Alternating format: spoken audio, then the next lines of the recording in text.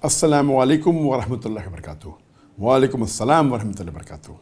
This is M. Tamim. I'm from Bangladesh. How can we increase our memory power and work so fast? How can we memorize so fast and remember it for long? Is there any secret? Please pray for me to Allah that He gives more patience and increase my power. May Allah subhanahu wa ta'ala give you more sabr and increase the power, increase the memory. Now coming to your question, that how can we increase our memory power? How can you memorize so fast? And how do you memorize for so long? Normally, there are various techniques that you find in courses for memory. And if you Google, and there are many courses of how you can increase the memory, there are courses like mapping and different techniques of memory. But I personally feel that the best way to memorize is the help of Allah subhanahu wa ta'ala. And there are 3 points which are always mentioned in my Dawah training program or for success in any matters. Number 1 is the help of Allah. Allah says in Surah Imran chapter 3 verse number 160, if Allah helps you, then none can overcome you. If Allah forsakes you, who is there then who can help you? So let the believers put their trust in Allah subhanahu wa ta'ala. So number 1, help of Allah.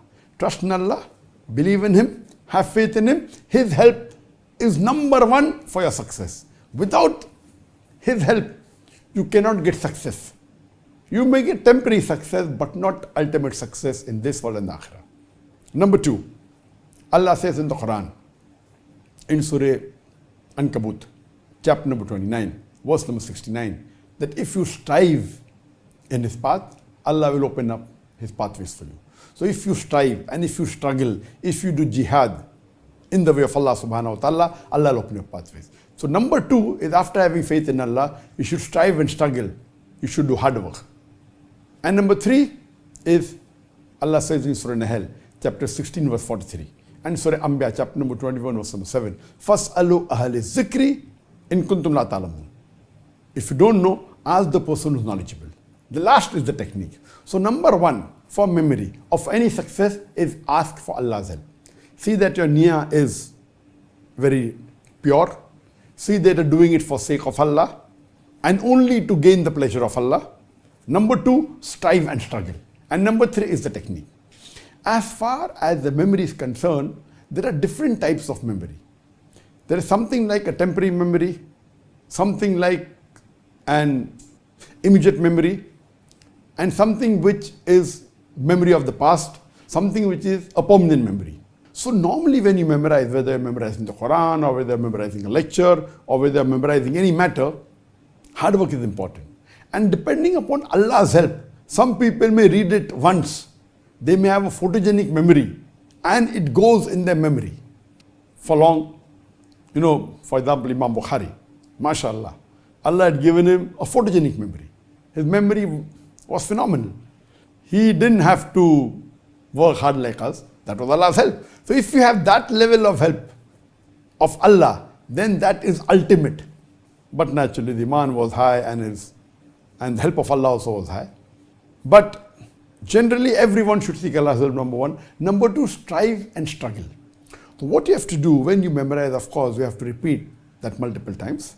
And once you repeat it few times, 5 times, 6 times, whether it be 1 sentence, 2 sentences or 3 sentences, whether it be few of the Quran or maybe 1 verse, if you keep on repeating, it goes into your memory, but it goes into your temporary memory. So for it to be for a longer time, what you have to do, once you repeat it a few times, now again repeat it after maybe half an hour, then repeat it again after 2 hours, then again after 5 hours. The more you repeat and memorize, it keeps on going deeper and deeper in your memory. So if you're preparing for a lecture tomorrow, maybe you memorize it, then again repeat it after half an hour, then repeat that thing after 2 hours, after 5 hours. You repeat it few times and then maybe you're able to give the lecture. But after you deliver the lecture, if you ask to deliver the same lecture after 1 year, you won't be able to do it. Leave aside 1 year, after 1 month you can't do it. Even after 1 week you may not be able to do it because it was only in your temporary memory.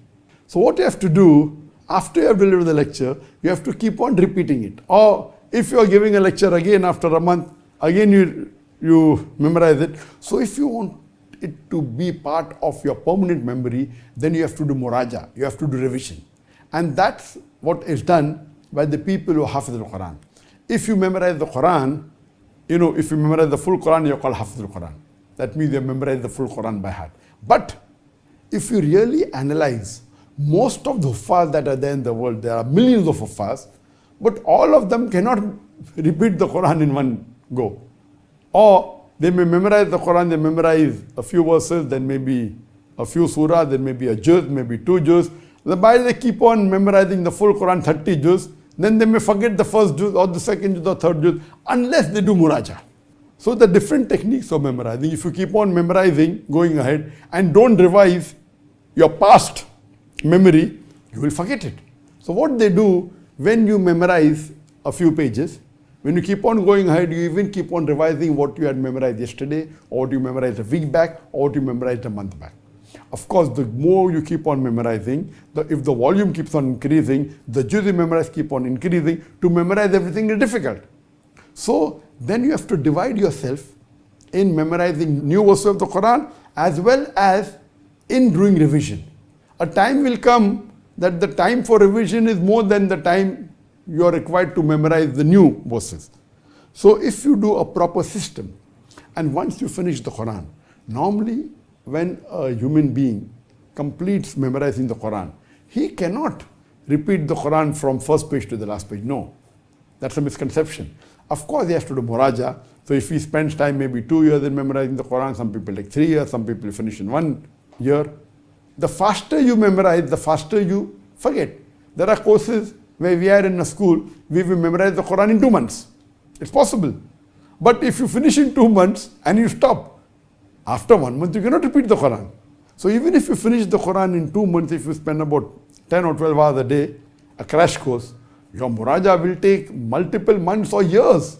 So it's the same thing. You memorize in 2 months and you do revision for few years, or you memorize in few years and take additional few years for revision. So the main secret of memory is that you keep on repeating till the time it goes in your permanent memory. Now, most of the Muslims, majority, they know Surah Fatiha, because Surah Fatiha has become a part of their memory. Because Muslims are supposed to pray 5 times a day. And if you pray 5 times a day, you have to read minimum 17 rakah, or with a 20 rakah. So 20 times if you are repeating in the day, if you wake up that Muslim in the middle of his night, who's been praying regularly, not a Muslim who doesn't pray. If a person who prays regularly, or even if he prays even once a day, if he's praying for many years, if you wake him up from the middle of his sleep and you ask him to recite Surah Fatiha, he can do it easily. Because that has gone into his permanent memory. Even in permanent memory, there are levels. Deep down permanent memory, or not deep down.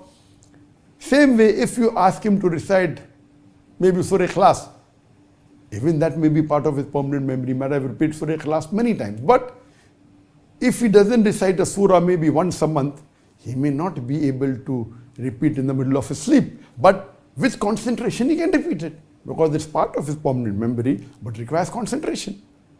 There may be certain things he memorized just recently.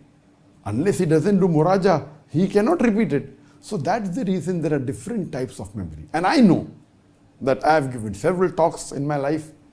I know there are these few talks, maybe these 5 or 6 talks. You ask me to get up from my sleep and give a talk. I can give a talk without revision.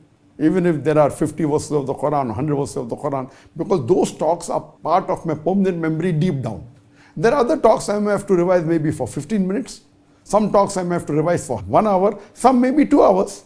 Those talks which I give rarely, I may have to revise for 3 hours or 4 hours. So every talk of mine is not part of my permanent memory. Part of the talk may be, but not everything. And the more goes in your permanent memory, it helps you in the question answer session. In the question answer session, you may not have notes. You cannot have notes in front of you. Question answer session when you give live. So when you're giving a talk, you can memorize your talk and deliver the talk. But question answer session is something you aren't aware. Okay, here, because we're having question answer on the WhatsApp, etc., it's being filtered by my staff. And so some of the questions which I have received before, for my staff, of course, that I've seen, so I can prepare if I want. And some of the questions I take live from the Facebook, from the YouTube, those questions which I take live are new questions. But normally, when we are handling an open question answer session in public, we are not aware of a single question. We can assume what may come and we can prepare for ourselves, but we don't know. So that time, if you have many lectures which are part of your permanent memory, that helps you in the question answer session. Therefore, I tell all my students, when you give a talk, don't carry notes. If you don't carry notes, you keep on repeating, it becomes part of your memory. Because in a question answer session, you cannot carry notes and search for the answer. It has to be from your memory. So if you have 50, 100 talks as a part of a permanent memory, some deep down, some superficial, but if it's part of permanent memory, then that helps you in the question answer session. So as far as the formula for memory, number one is help of Allah. You pray to Allah, ask Allah to give you good memory, pray to Allah that you remember, you can pray in your Tahajjud Salah. Number two is hard work. You strive, you struggle. Number three is technique. See to it that you keep on doing muraja, you keep on revising, help of Allah, hard work, revising, till it becomes part of your memory. And if it becomes part of a permanent memory deep down, it will be for long, and inshallah can even be forever. Hope that answers the question.